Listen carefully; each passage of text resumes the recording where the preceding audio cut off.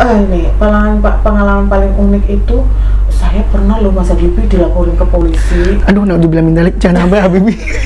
Di mana tuh Bu ceritanya Bu? Sampai dijemput loh pakai mobil patroli. Mobil patroli polisi itu langsung.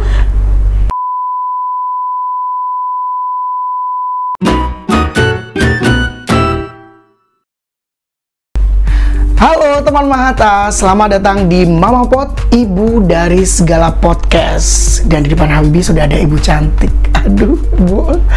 Habibie tuh Terima kasih Mas Habibie. sangat kagum loh Bu melihat kalung mutiara Bu Christine. Ini andalan utama ya. Betul, saya inget banget kita ada IG live, Bu Christine pakai mutiara, siang-siangnya langsung ada closing, tepuk tangan. Ya itu kejadian nyata waktu itu ya Bu ya. Betul. Nah Bu Christine, Habibie itu bangga sekali gitu ya, karena bisa satu tim dengan Bu Christine yang melanglang buana sekali di dunia properti. Asal teman-teman harus tahu ya, Bu Christine ini adalah marketing manager dari Samasta Mahata Margonda.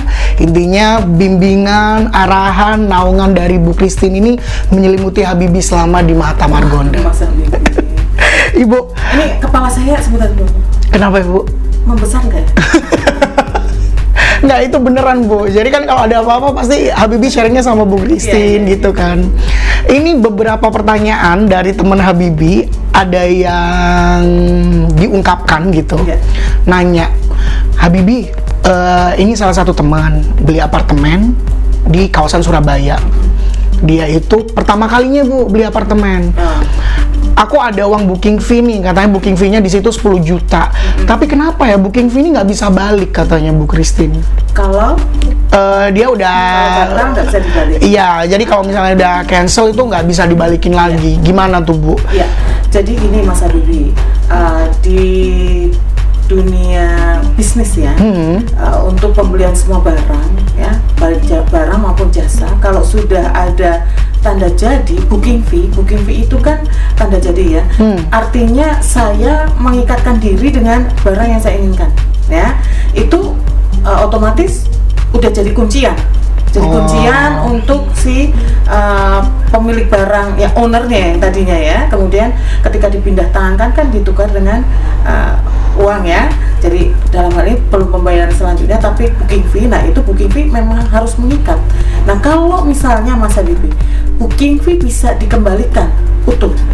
Lah, gajilah ke pengusaha-pengusaha Mas Habibie. Jadi memang dibutuhkan komitmen gitu ya Bu. Betul. Ibaratnya nih, bisa nggak kalau Habibie ibaratkan itu kalau ngelamar perempuan, seserahannya tuh jangan diambil lagi ya Bu. Masa seserahan diminta lagi Mas Habibie? Iya. Malu aku ya. Jadi itu ya, teman Habibie yang udah mengajukan pertanyaan itu bisa jadi pertimbangan tuh, pencerahan dari Bu Christine nih. Nah, berkecimpung sekian lama di dunia properti Bu Christine ya, apa yang bikin Bu Christine nyaman di dunia permasaran properti Bu? Saya itu kalau ditawarin kerja, saya sering nggak sekali dua kali ya, karena saya juga pernah di keuangan ya, pegang itu keuangan. Wah, saya enggak, terima kasih banyak. saya nggak tertarik untuk masuk ke keuangan lagi, meskipun saya pernah di keuangan itu 7 tahun Mas Habibie. 7 tahun, wow. Mulai dari tukang ketik akuntansi ya, kemudian jadi asisten manajer, terus jadi manajer keuangan. Nah itu saya pernah gitu. Tapi ketika satu dan lain hal terjadi, nah itu udah saya diminta untuk coba marketing, mau nggak? Wah, saya senang sekali ya waktu itu. Ada kesempatan gitu ya. Tadinya saya kaku banget. Kalau keuangan kan memang harus strict ya, nggak boleh luas-luas itu keuangan ya. Nanti uang perusahaan nanti luas-luas ke sana sini ya kan? Iya benar. Ini berbanding terbalik dengan dunia marketing ya. Nah, tetapi menurut saya ketika ada kesempatan dari direktur saya untuk menawarin coba marketing, mau nggak? Wah, saya siap, mau. Langsung saya dikasih kursus ya. Jadi saya nggak asal-asal langsung masuk jadi marketing gitu. Iya. Saya disekolahin oleh direktur saya itu 8 bulan itu ambil marketing, cara bagaimana segala macam lah ya, itu macam-macam, 8 bulan itu macam-macam. Nah, yang paling berkesan adalah ketika saya di sekolah di Dale Carnegie tentang customer Jadi di situ kita diajarin untuk maintain konsumen itu sampai tuntas gitu ya. Jadi nggak cuma di awal aja baik-baik nih, ayo dong beli, kita kebeli terus dicuekin gitu ya. Iya, ngemong gitu ya Bu ya. Terus akhirnya komplain nih, waktu saya mau beli aja tiap hari diteleponin, tiap hari diiniin gitu kan. Tapi ketika ada masalah ditelepon nggak diangkat. Nah itu kan jadi satu catatan juga ya untuk teman-teman marketing dimanapun berada. Ketika kita sudah mendapatkan customer, ya itu harus di-maintain betul ya, dari awal sampai akhir. Kalau perlu purna jual, kalau perlu udah nggak di situ tetap hubungannya baik. Nah, apa untungnya ketika kita pindah ke suatu tempat, konsumen itu sudah menjadi customer loyal kita. Notice udah ya Bu ya, aku nggak akan kecewa nih kalau produknya sama orang ini gitu kan. Nah, perlu diketahui juga ya ini nggak mungkin beberapa nggak sadar gitu ya, tetapi saya sampaikan di sini, kalau marketingnya bagus ya, bisa dipercaya, bisa dipertanggungjawabkan semua apa yang disampaikan, itu konsumen akhirnya enggak melihat barangnya, tapi melihat salesnya, melihat siapa yang menawarkan. Nah, ketika saya ada di proyek A, kemudian saya pindah ke proyek B, saya telepon customer loyal saya, nggak usah pakai nanya, nggak usah pakai di mana tempatnya, mau lihat dulu, enggak. Oh oke. Coba pilih saya 2 unit, berapa bayarnya? Segampang itu. Udah trust berarti, udah percaya. Nah, harus dijaga yang begitu. Itu ya, itu pesan mendalam banget itu. Kayaknya juga Bu Christine belum membuka pesan itu kayaknya. Belum. Selama ini Habibie baru tahu di sini, di Mama Pot aja ini. Nah, Ibu sangat nyaman sekali di dunia properti sejak tahun kapan, Bu? Saya masuk dunia properti itu pemasaran gimana ya? Gimana, Bu? Tahun berapa, Bu? Tahun 90. 90 Iya, ya? 1990. Oke. Mulai dari tukang ketik kwitansi Mas Habibie. Mohon maaf Ibu, Habibie masih 91 kelahirannya. Belum lahir Ibu. Luar biasa sekali memang berarti pengalaman Ibu ya. Terus kenapa Ibu? Ibu ini nyaman, biasanya kan gini. Oke, di dunia pemasaran ya dari tahun 90. Biasanya dunia pemasaran dia akan mencoba produk-produk yang variatif. Ada yang otomotif, mungkin dia memasarkan mobil, kemudian juga properti, atau bahkan kayak di pusat perbelanjaan memasarkan tenan gitu kan Bu. Nah Bu Christine ini yang bikin Habibie bertanya adalah nyaman sekali di dunia properti, nggak kapok, nggak bosen atau gimana sih Bu Christine? Kalau di properti itu menurut saya sangat complicated ya.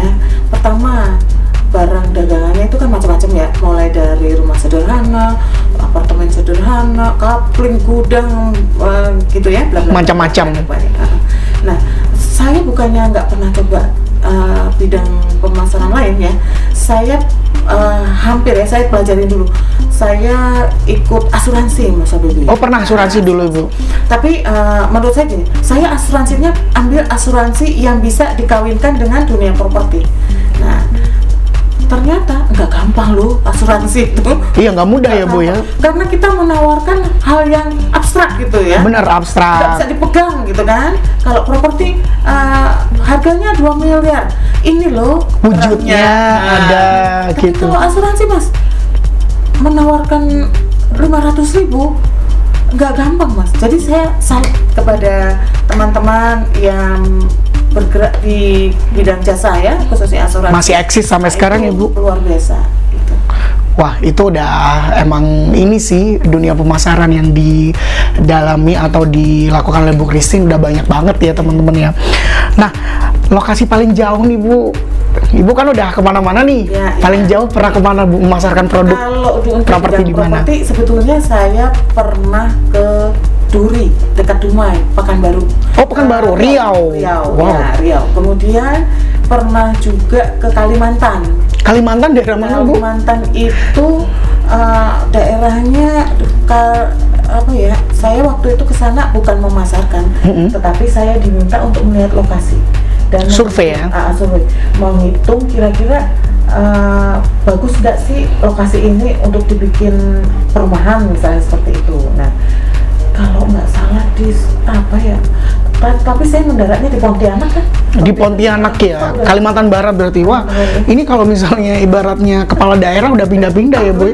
Harusnya Bu Christine udah jadi presiden nih kalau kepala daerah. Untung saya nggak jadi ke Soroako loh. Mana lagi tuh Bu? Aduh, geografinya Irian Jaya. Iya kan, Irian ya? Iya, paling jauh itu. Udah hampir pesan tiket. Udah hampir. Tapi waktu itu kenapa ya nggak jadi? Oh, saya ada yang lebih penting lagi, jadi tunda dan akhirnya nggak jadi. Nggak jadi. Hampir kerajaan Ampat Mas Habibie. Padahal udah ada kemauan mau ke sana ya Bu ya. Lihat lokasi juga ya. Udah lihat lokasi, udah survei. Pengalaman yang paling unik Bu selama di bidang properti apa Bu? Ini pengalaman paling unik itu saya pernah loh Mas Habibie dilaporin ke polisi. Aduh, naudzubillah min dzalik, jangan sampai Habibie. Di mana tuh Bu ceritanya Bu? Sampai dijemput loh pakai mobil patroli. Mobil patroli polisi itu langsung, kan waktu itu saya berkantor di gedung Bisnis Indonesia waktu itu, depan Harapan Kita tuh. Tahun berapa tuh Bu? Tahun berapa ya? Tuh kan sampai lupa kan dari 90. 95 kali ya? 95, oke, Habibie masih TK. Terus waktu itu kebetulan saya lagi keluar kantor ya, itu pada heboh cari Christine gitu kan. Ada apa gitu, terus pokoknya harus ke kantor polisi. Tapi karena saya nggak di tempat, polisinya kan pulang nih ke Selipi, kepolisian Selipi ya. Terus ketika saya dihubungi, saya langsung ke kantor polisi Selipi. Saya nggak melarikan diri. Tidak melarikan diri. Karena saya merasa nggak berbuat salah. Nah itu, tapi happy ending sih. Happy ending ya. Akhirnya saya berteman baik dengan Pak Polisi. Itu kenapa sih Bu? Maksud saya gini, mungkin kalau Habibie di posisi Bu Christine ya, saat misalnya ada kejadian seperti itu, ada kapoknya. Nah Bu Christine ini kayak nggak kapok gitu loh. Nyaman banget bahkan sampai detik ini kan Bu. Karena saya ini orangnya penasaran. Jadi kalau udah masuk ya harus tuntas gitu kan. Kalau udah masuk nggak mau saya naik lagi gitu. Nggak jadi gitu. Enggak. Saya kalau udah masuk ke satu bidang ya harus tuntas. Supaya saya tahu kan. Oh kalau salah begini, nanti besok lagi ya jangan buat salah gitu kan, atau diperbaiki. Untuk pembelajaran berikutnya berarti ya Bu Christine ya, dan juga teman mata di sini. Nah, kalau misalnya Ibu dalam memasarkan suatu produk, entah itu apartemen atau mungkin rumah tapak, rumah landed seperti itu, menurut Bu Christine sendiri value yang paling utama apa nih Bu? Kalau untuk value ya, kita harus jeli ya melihat pertama lokasi ya Mas Habibie. Kalau kita mau membeli properti baik ditinggalin sendiri, ditempatin sendiri maupun untuk investasi, harus lihat lokasi. Ini bukan ala-ala ya, ini berdasarkan pengalamannya Bu Christine sejak tahun lokasi, 90. Ya kan? Kedua, developernya. Ya. Kenapa? Karena kan bukannya terus nggak percaya developer baru ya, terus jangan dibeli, bukan. Karena kalau kita tahu siapa ownernya si developer itu, meskipun baru, nggak apa-apa kalau percaya ya. Tetapi alangkah baiknya kalau memilih sesuatu, kalau properti kan nggak murah ya, istilahnya nggak ada tuh properti harga 20 juta gitu ya. Iya benar kan Bu. Lebih dari 50 juta paling nggak. Nah itu uang nggak sedikit ya Mas Habibie. Kalau kita mau investasikan ya harus hati-hati betul.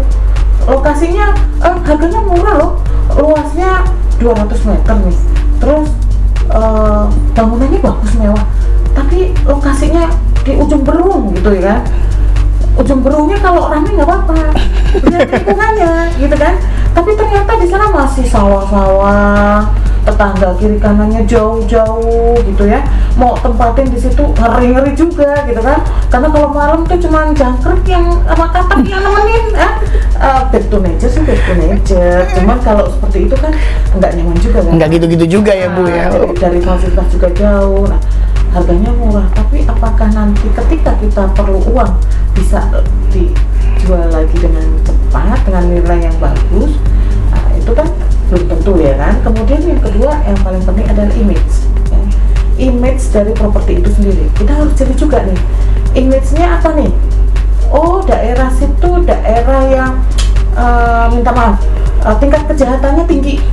Nah ya jangan masuk ke situ kalau misalnya apa, kan kita punya mitigasi resiko ya. Iya. Istilahnya hitung-hitung dulu. Oh, saya bisa nih handle kalau cuma daerahnya banyak kejadian kejahatan, karena saya banyak punya kenalan jagoan misal gitu, ya Bu ya, atau polisi, nggak apa-apa gitu ya. Tapi hitung lagi, apakah ketika saya akan jual nantinya itu cepat perputarannya untuk dijual lagi, nah itu harus dihitung juga Mas Habibie. Nah, tuh pertimbangan dari Bu Christine ya. Pasarnya ada enggak kalau dijual lagi? Harus jelas dulu ya Ibu ya.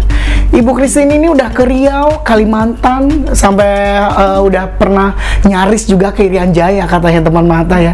Kenapa Ibu akhirnya memutuskan di Samasta Mata Margonda? Nah itu dia, saya juga berpikir begitu Mas Habibie ya. Sampai sekarang juga ini ya. Oh, saya ditakdirkan gitu. Bisa mendarat di sini gitu ya. Istilahnya gitu. Menurut saya ini bukan satu kebetulan Mas Habibie. Karena sebelumnya, jadi tahun 2017 saya pernah kerja di Margonda Mas, memasarkan apartemen juga di kawasan Margonda, salah satu di Margonda. Tetangga kita. Ya, itu nggak begitu jauh. Ketika saya ditawari untuk ada kabar nih, Perumnas ada lowongan gitu ya. Oh, saya langsung tertarik, daerah mana gitu kan, karena begini, untuk saya Perumnas itu kan sudah terkenal dari dulu ya, dari kecil. Mas Habibie belum lahir, saya udah Perumnas bahkan lahir duluan juga ya Bu ya. Nah, wah keren juga nih Perumnas kan, perusahaan negara gitu ya, yang udah terkenal lama. Terus proyek-proyek Perumnas itu, pengalaman saya Mas Habibie, teman-teman saya itu punya, mamanya itu ya, orang tuanya itu punya rumah di Perumnas, tanahnya mesti gede-gede. Kalau Perumnas punya itu ya, lokasinya bagus-bagus. Jadi udah lokasinya bagus di tengah kota gitu, terus tanahnya besar-besar. Kalau dibandingkan dengan sekarang, di tengah kota ada, tapi tanahnya masih sedikit ya. Misalnya tanahnya cuma 60 gitu, bangunannya tingkat 3 gitu kan, karena memang kelangkaan tanah dan harganya mahal kan sekarang. Tapi kalau Perumnas dulu enggak loh, tanahnya itu paling kecil 150 gitu. Emang udah gede-gede gitu ya Bu ya? Halamannya gede gitu kan ya. Kebetulan saya seneng nanam Mas. Oh iya. Wah ada halaman lumayan nih untuk tanam-tanam buat gitu kebun ya, mini kebun gitu. Gitu Mas. Ketika ditawarin, saya mau tuh langsung ke Perumnas. Terus saya cari tahu mana aja nih gitu kan yang dibutuhkan. Waktu itu ada penawaran Kerawang, Tanjung Barat, sama Pondok Cina, Margonda. Kalau Margonda kayaknya saya udah pernah gitu ya. Awalnya gitu ya Bu ya, ya udah pernah. Kepingin ke Tanjung Barat, itu kan Jakarta Selatan gitu ya. Kalau untuk kami orang-orang marketing, Jakarta Selatan itu seksi banget gitu. Seksi banget memang, bahasanya seksi ya Bu. Jadi banyak orang kepingin gitu loh, kepingin memiliki gitu. Kalau lokasi properti lokasinya di Jakarta Selatan, terus harganya medium gitu loh. Wah keren banget ini, saya mau deh gitu. Ketika dapat kabar yang kepastian, yang kosong Margonda dan Karawang. Wah Margonda deh, karena saya udah punya pengalaman di Margonda gitu Mas. Lebih yakin dan pede gitu. Lebih yakin dan pede ya Bu ya. Wah itu berarti ini banget ya Bu ya, benar-benar yang dirasakan Habibie sekarang itu emang garis takdir atas pilihan Bu Christine sendiri juga. Diarahkan untuk kesini gitu. Diarahkan ke sini ya Bu ya. Kalau misalnya pengen info nih Bu tentang Mahata Margonda, teman Mahata yang lagi nonton nih di sini nih ya. Kalau misalnya pengen tahu langsung tentang Mahata Margonda, takutnya nih, khawatirnya nggak percaya nih sama yang bertugas sekarang, atau bahkan sama Habibie sendiri, pengennya sama Bu Christine yang sudah melalang buana di dunia properti, ketemu Bu Christine langsung boleh ya Bu ya? Boleh, dengan senang hati. Pengen tahu produk tentang Mahata Margonda ya Bu ya? Tuh teman Mahata, Bu Christine sendiri mendaratkan ke sini tuh bukan tanpa pertimbangan ya Bu ya. Value apa sendiri, value apa nih Bu yang dilihat Bu Christine keunikan Mahata Margonda daripada proyek-proyek yang lain Bu? Ya, kalau saya mau masuk ke dunia kerja di mana saya dipercayakan untuk memasarkan, memasarkan itu kan saya harus hitung juga ya, kelemahannya apa, kekuatannya apa, kan kita harus baca itu kan. Betul. Ya? Kemudian peluangnya apa gitu kan. Kalau orang keren bilang itu istilahnya analisa SWOT-nya gitu. Waduh, iya. Gitu ya.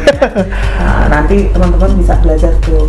Nah, ketika saya mematangkan kekuatan apa sih yang paling utama di apartemen Samasta Mahata Margonda, saya berani bilang yang punya lokasi paling premium cuma Samasta Mahata Margonda.